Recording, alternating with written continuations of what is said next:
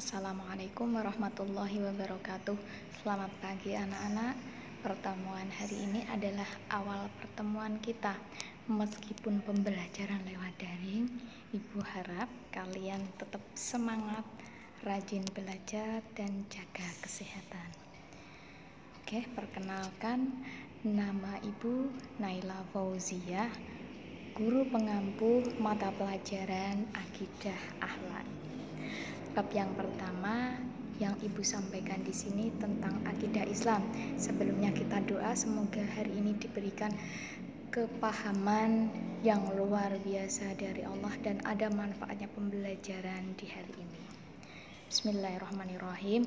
Rabbi zidni ilman nafi'ah warzuqni fahma wasi'ah.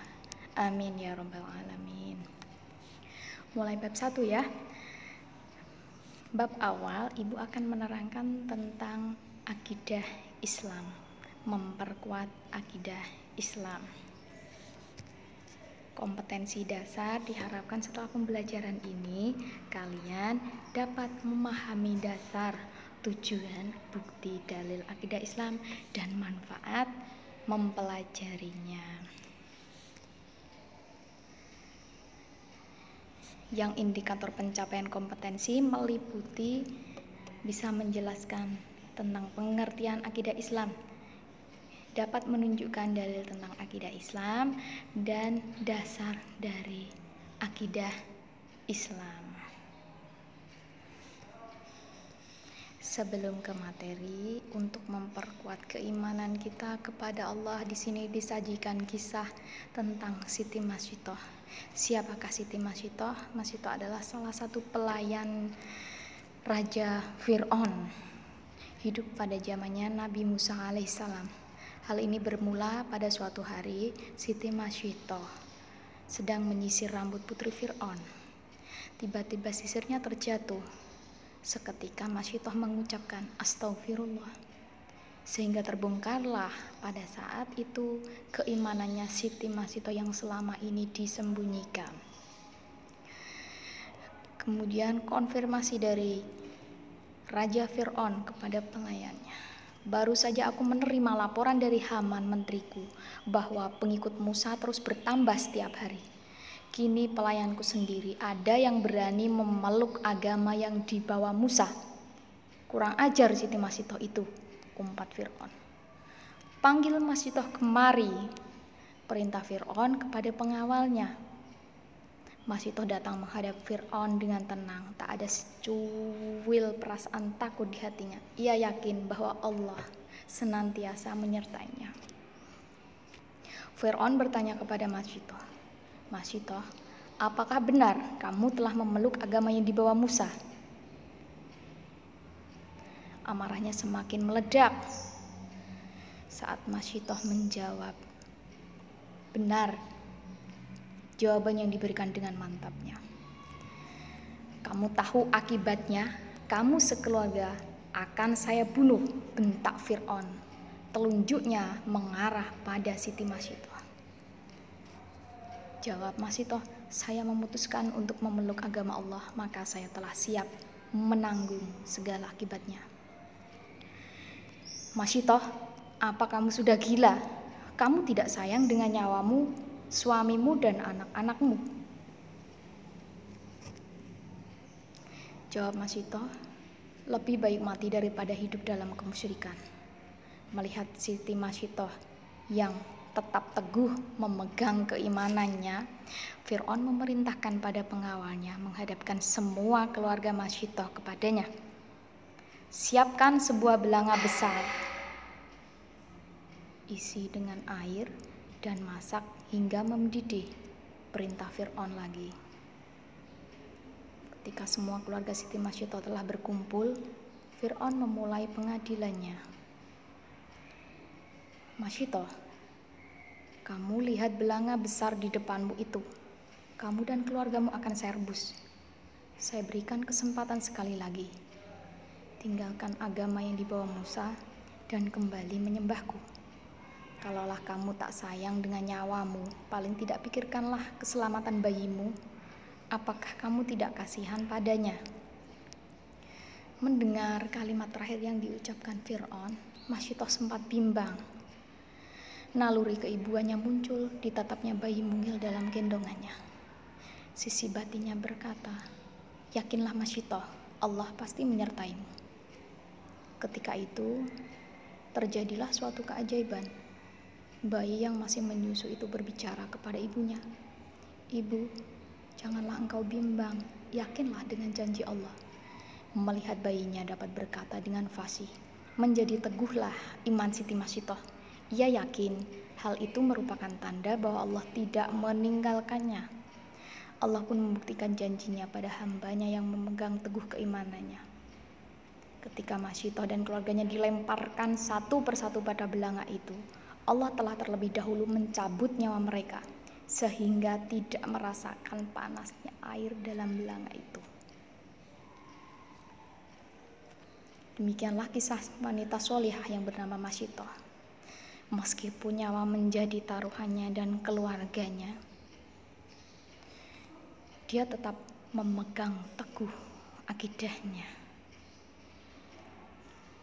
Hal itu juga pernah disampaikan oleh Rasulullah saat Isra dari Masjidil Haram di Mekah ke Masjidil Aqsa di Palestina. Beliau mencium aroma wangi yang berasal dari sebuah kuburan. "Kuburan siapa itu, Jibril?" tanya baginda Nabi. "Itu adalah kuburan seorang wanita solihah yang bernama Siti Masyitoh." Mencermati hal tersebut, kita renungkan kembali bahwa Allah Maha Kuasa dengan menunjukkan segala dayanya, segala kuasa Allah. Kita itu sangat kecil di hadapan Allah. Maka tak mungkin manusia memiliki sifat sombong sekecil apapun. Dari cerita kisah tentang Masyitoh tadi, sekarang kita belajar tentang apa toh artinya dari akidah Islam. Akidah berasal dari kata aqoda yaqidu, aqidatan yang berarti ikatan atau perjanjian. Jadi ikatannya itu dari hati nurani. Secara istilah, akidah adalah pokok dasar keyakinan yang dipegang oleh orang yang mempercayainya.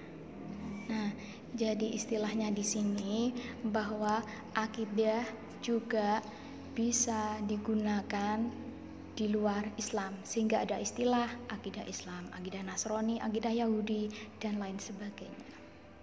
Maka disimpulkan bahwa akidah yang benar atau yang lurus dan ada akidah yang sesat atau salah.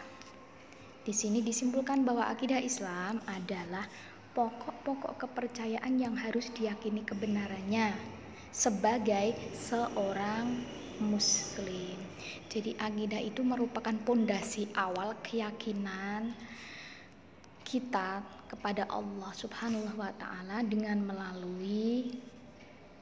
dengan mengenal sifat-sifat Allah. Oke. Hal yang kedua tentang dasar-dasar akidah Islam. Akidah Islam berdasarkan dua sumber. Sumber yang pertama adalah tentang Al-Quran dan yang kedua tentang As-Sunnah. Kenapa akal tidak termasuk? Karena akal fungsinya adalah menelaah dari Al-Quran dan As-Sunnah tadi. Jadi penggunaan akal itu secara otomatis ya. Di Al-Quran disebutkan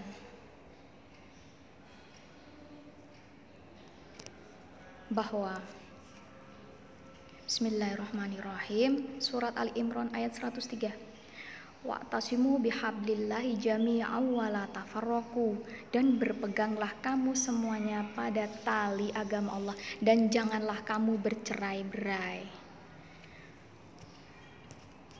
Sumber yang pertama, dasar hukum yang pertama adalah tentang akidah Islam, yaitu Al-Quran.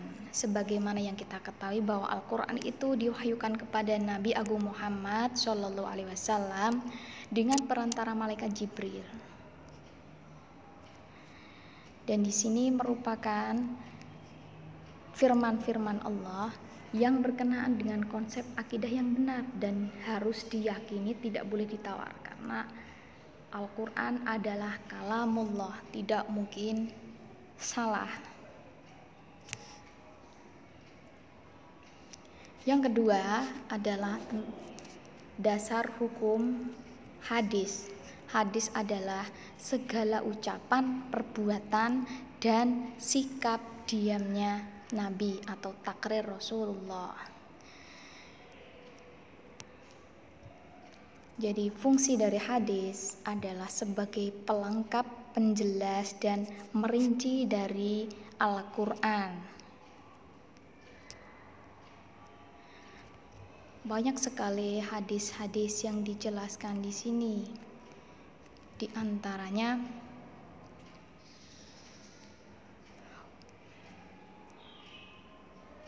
surat An-Nisa ayat 36. Bismillahirrahmanirrahim.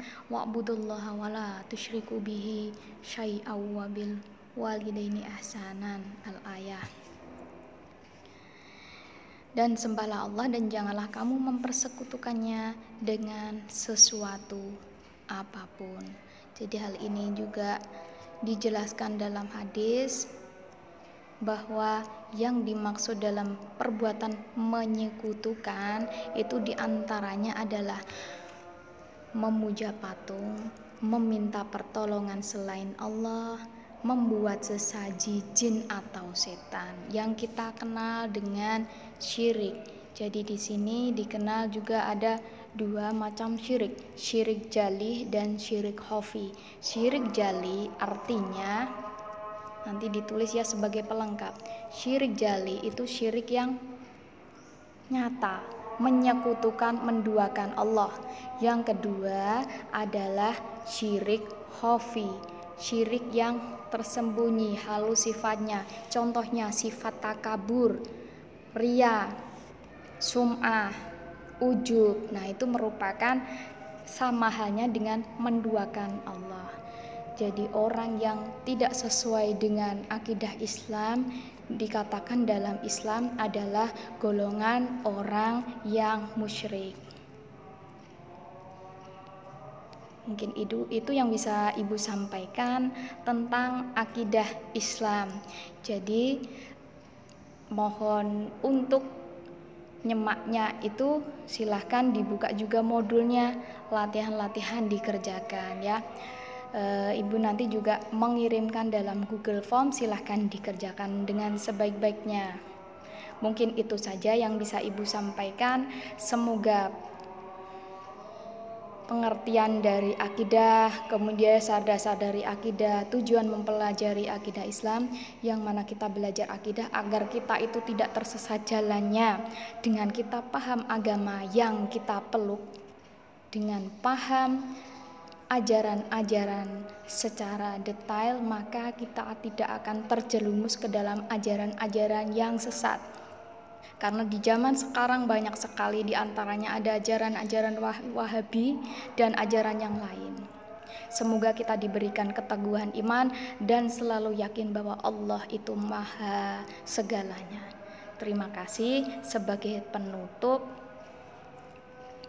kita baca hamdalah bersama. Semoga pertemuan hari ini bermanfaat dan kalian semua diberikan kesehatan. Billahi taufik wal hidayah. Assalamualaikum warahmatullahi wabarakatuh.